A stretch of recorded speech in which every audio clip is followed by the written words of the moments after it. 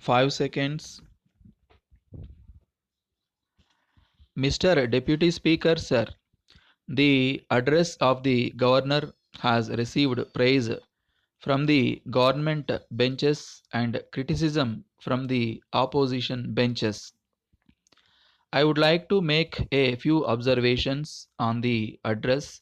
We expected that in the address there would be a mention of the policy and program of work which the government proposed to carry out during the ensuing year. I am sorry that the address is silent on the matter. However, there is one thing which is interesting, and that is the desire on the part of the ministers to get useful suggestions from honorable members of this house. I find that since yesterday, members have been making useful suggestions, but I do not know if the honorable ministers concerned are present here to take note of the suggestions, perhaps with the exception of a few like the Minister for Local Administration and the Finance Minister.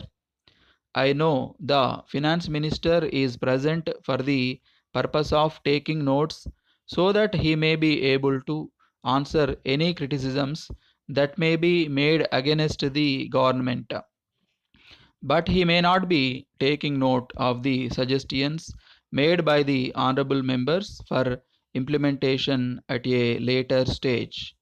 There are two words in the governor's address, namely welfare administration. Welfare administration means the existence of a welfare state. It is the desire of everyone that a democratic welfare state should be established.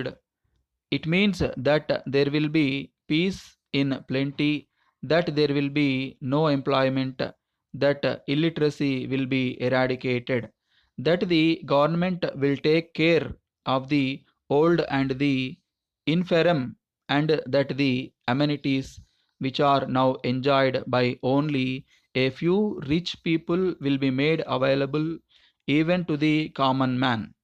I think that this is the ideal for which we are now striving. The question now arises as to what steps the government have taken to establish a welfare state.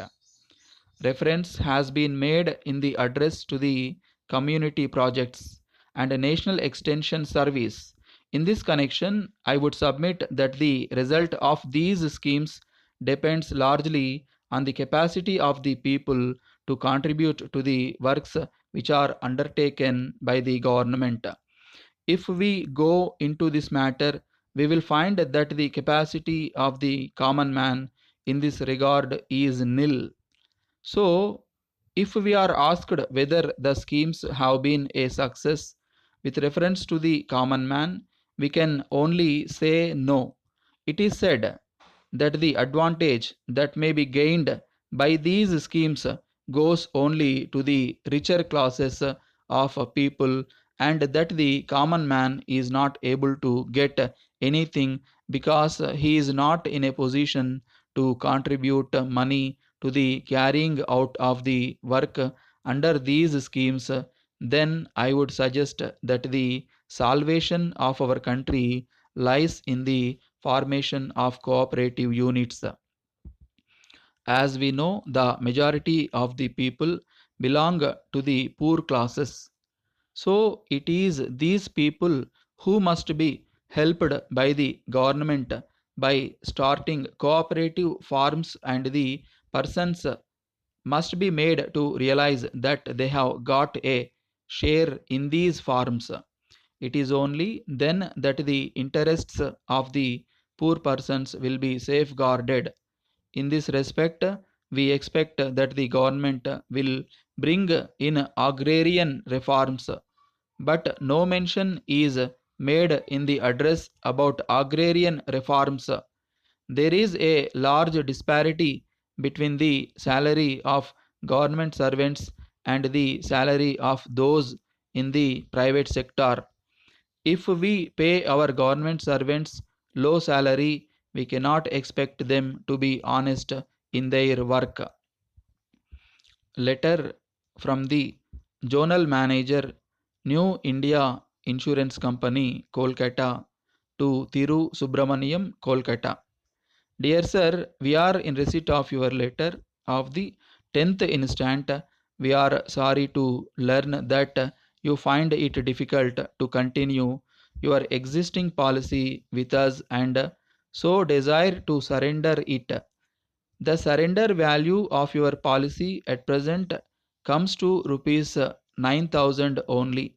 But we would like to point out that the surrender of a policy is not in the interest of a policy holder.